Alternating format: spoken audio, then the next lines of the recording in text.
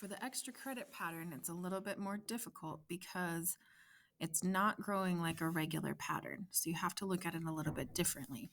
But one thing that will help is if you look at it as two separate patterns that are being put together.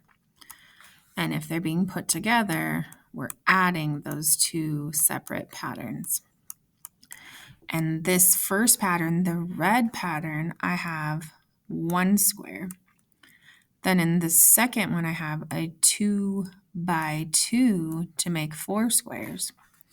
In the third one, I have a 3 by 3 to make 9 squares. So I have to figure out what can tell me how many squares are in the red part every time. And that's how this part of the pattern is growing. Then instead of a constant, we have a second pattern, and it's growing by the same amount every time too. So in the table, instead of a constant in the second column, you're going to write how the second part of the pattern is growing. So here I have 1 square, 2 squares, 3 squares.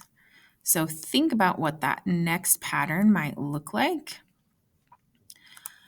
and what the red part will look like and what the blue part will look like, and see if you can figure out how to use this information to fill in the table and then find an expression. And again, this pattern looks different than all the other patterns we've done so far, so the expression is going to be different from all the other expressions we've done so far. But if you can figure it out, you'll get extra credit. That's why this one's extra credit, because it's a little bit more difficult.